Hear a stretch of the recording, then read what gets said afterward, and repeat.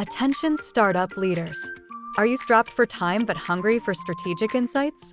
Introducing Managed Chaos, your go-to podcast for navigating the startup world in less time than your morning commute. Join us as we share expert advice, real-world examples, and actionable strategies to help you scale your business, allocate resources effectively, and achieve visionary results. Tune into Managed Chaos and join a community of like-minded innovators on the path to entrepreneurial success. Do you want to get specific? Today, we're tackling real-life problems we've heard and giving you a free consultation for solutions. Send us your scaling business questions, and we'll give you our answers. Welcome to the Managed Chaos podcast, where we give you the startup business rundown in less time than it takes for you to get to work. I'm Rachel Anderson. And I'm Katrina Purcell. And today, we are reading you a real-life problem from a business leader who is experiencing scope creep. Okay, we're trying something new today. I'm definitely interested to see how the listeners are going to respond to this one. Me too. I have been following a couple other podcasts where the hosts sort of read out these scenarios and then experts respond in real time. And I love them, especially if it's the Reddit ones where they're like, am I the a-hole? I love those. They're so funny. But I think it's so fascinating hearing about how people think and the directions that these stories take, and even the versions that like our brains process differently based on our own experiences. So I thought we should do this here with us, with some of our real life questions and answers, and maybe even get some of our listeners to submit things so that we can really help people. All right, we're going to have to start recording these podcasts in the morning when my brain's firing on all cylinders, but we're going to go for it. Yeah, okay, that's deal. We'll reserve these ones for early AM. Okay, so here's how it's going to go. We've pulled a story from our communities, and these are real stories happening right now. And we're going to give a free consultation on it. I'll read it. You'll respond live time. You have not heard this story before, right? I have not. Okay, so are you ready? Yeah, let's do it. So first, before we start, I want to ask you about the topic, and then we'll compare if your advice pre-context fits with your advice post-context. So as you already know, we've already talked about this advice is going to be about scope creep. So in general, what kind of advice would you give a business owner who's dealing with scope creep? Business owner, startup leader, executive, etc. I think the advice is different depending on what it is, right? So if it's a client, a customer, right, who wants your product to start doing new things, the question is, does that align and fit with the overall vision for the product? Will that eventually down the line be helpful to you in terms of expanding what your product is able to do? I think for a person in a role, what are you shooting for? Is the expanded scope really something that's actually going to let you shine and let you show that you're different? Generally, when you're looking at promotions and things like that, they're not looking for you to just be meeting expectations. They're looking at you to exceed them, which sometimes means you need to take things that are outside of your general scope. And I think for a consultant, it's very tricky because you're being paid for a specific thing that you're doing. And when you take on scope creep, it might impact the quality of what you're able to give that one client, but also other clients that you have. And so I think you need to be pretty careful and make sure that you're managing scope creep and perhaps doing a new SOW or being very clear with your client on what it costs to do the new scope. Love that. Okay. I'm scared how it's going to change though. I know. I'm already, my wheels are already turning and I'm like, oh, I think this will be good. Okay, here we go. Are you ready? Mm-hmm. I have a client who's leading a product marketing team that has been working really hard on the upcoming product launch. The product director approaches them with a request. They need help fixing the launch process, establishing SOPs, and coordinating communication with the wider business. This is clearly a critical task, and especially given that no one else has both the knowledge and willingness to take it on.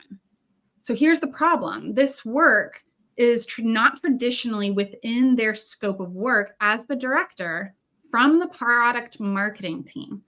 And much of this belongs or should belong to the product team.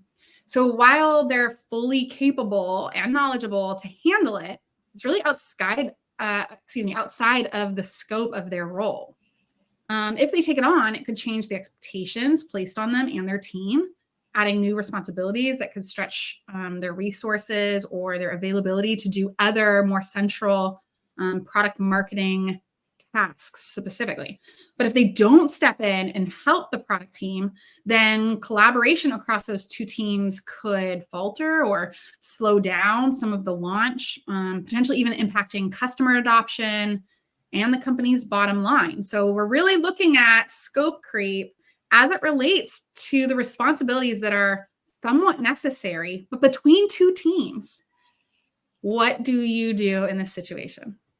I feel like I've been in that exact scenario. So I think who owns the go-to-market launch process is a question asked many times by multiple groups, right? Because it's very cross-functional.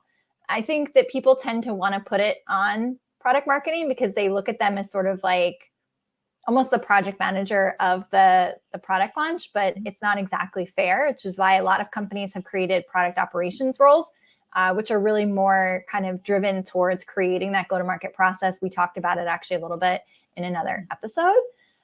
In this case, though, I think there's going to be the right answer and there's going to be the what I would do. I love it. And so, yeah, I think as a person, one of my main things is that the betterment of the company and the greater good of getting a good process in place, right, is sort of, it's almost independent of who owns it moving forward, right? And so even within your role as product marketing, you can help create, document, and build the process, and then advise who should really own it moving forward, right? Does that become the product owner? Is it someone on the business that ends up owning the overall process? But I think you have to be careful when you have people who report to you that you don't take on too much work that then trickles down to them. But in reality, creating the process is kind of a one-time thing, right? It's the execution of the process that needs to be handed over to someone else. Yeah, I think that's really smart. I mean, I think about some of the times that I've had to do similar things, essentially establish processes or figure out how to make, typically it's how to make process more efficient. That's usually the question, because efficiency can sometimes mean more revenue, right? You're spending less of the person's salary on something, less cost on software, maybe less time in meetings, figuring out who owns stuff, right? So that. But a lot of times it just comes down to who has the bandwidth and the ability, because there is kind of a skill to overseeing process and seeing it from an eagle eye and untangling the knots and the if then kind of statements that come up in order to make this happen. And I think your insight into this is a one-time thing is great. And I also love your piece of advice of scope into it, that while you're doing the establishment, you're not the long-term owner. And I think that that's a really key thing too. Taking this same concept, but pulling it outside of product and product managers, I think that there's been several times at this point in my career where I've heard similar stories between departments or between, it's not team members, that's a little bit too close and too easy, but really between two people that might have a 50-50 stake in success in something and trying to figure out this negotiation of who owns what. What would you really say in more of a conceptual way of how do people broker who ultimately owns a thing? Is it just simply based on capacity and bandwidth? Is it based on potential growth? Is it what would you say is the way to navigate that? So I think the one thing I would say is defining what ownership actually means.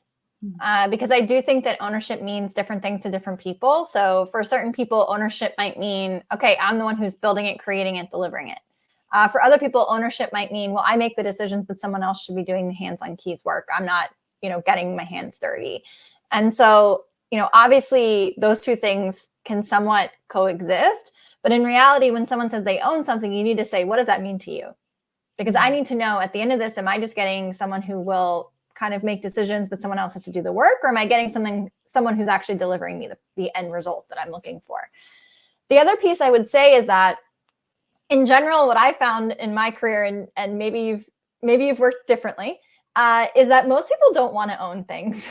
I have found that often, especially hard things, become a hot potato that gets tossed and tossed and tossed. And it's sort of like the music stops. And then if you're the one holding it, it's your responsibility to kind of own it and deliver it. And so I think that there's something to be said for people who are willing to step in and say, hey, the company needs this. And I do think I have the knowledge or I have the bandwidth, and I can go ahead and do it. Understanding that this shouldn't be part of my long-term role. And this is kind of my advice on who should own it. It's obviously much easier to do that when you're at a level where you can make those decisions, as opposed to being an individual contributor who might just be, needing to kind of go with the flow and do sort of whatever management is saying you should do. But I think in reality, it needs to come down to who really does have the skills and what those skills need to be in order for the project or whatever you're working on to be successful.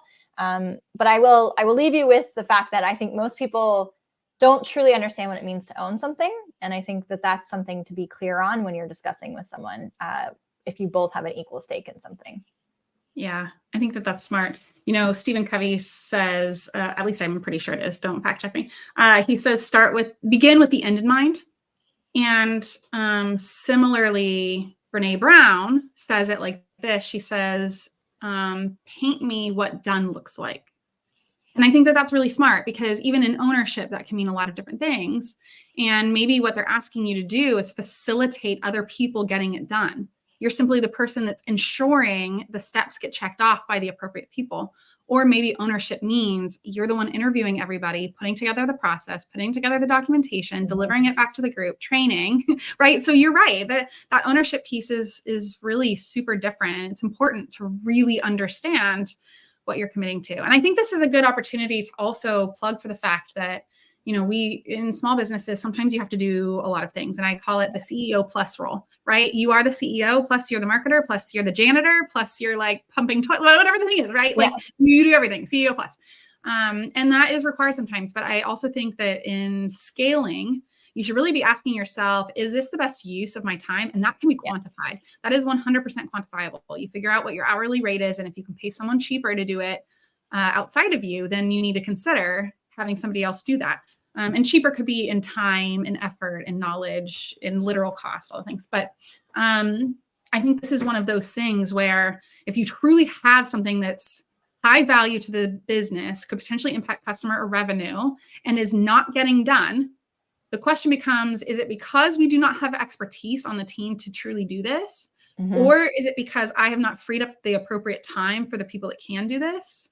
Or is it a reinforcement issue where I have not prioritized this significantly enough as a leader for the person to do it? And if you find that all those things are like best case scenarios, I've freed up time, I've, whatever, I've done the investigation, looked at the thing, you could just need to outsource. You could need to pay someone to do this faster, better, more quickly, whatever the thing is, in order to really get that for you as a leader. I think that that's really smart. So kind of to wrap us up on this a little bit, I have the counter question for you.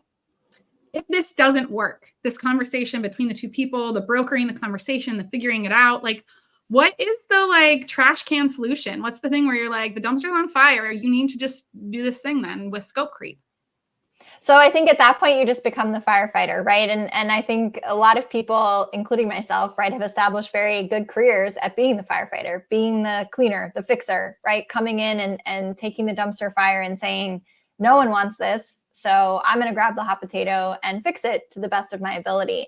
And I think just being clear with your leadership, being clear with people who might report to you or your colleagues on just what exactly you're going to be able to deliver with what you have and what that beautiful end goal should be and how long it's going to actually take to get there. So just being realistic, especially if you have multiple demands on your time. I love it. Well, that is our first attempt at these real life customer and listener stories. Let us know if you like this. If you think that this is an interesting thing, free consultation. If you have a story yourself you want to share, then comment, message us, email us. You can see that at the Managed Chaos podcast. All of our contact information is there. We'd love to hear from you and even see one of your stories here on the podcast itself. I'm Rachel Anderson. This has been Katrina Purcell with her incredible knowledge. Please connect with us, follow, like, listen, subscribe everywhere you are, and we will talk to you next time on the Managed Chaos podcast. This was another informative episode of Managed Chaos, the podcast for startups. You can find us on all of your favorite podcasting apps, as well as on Instagram and YouTube, where we are at Managed Chaos Podcast. For additional resources or to continue the conversation, you can find Katrina Purcell and Rachel Anderson on LinkedIn.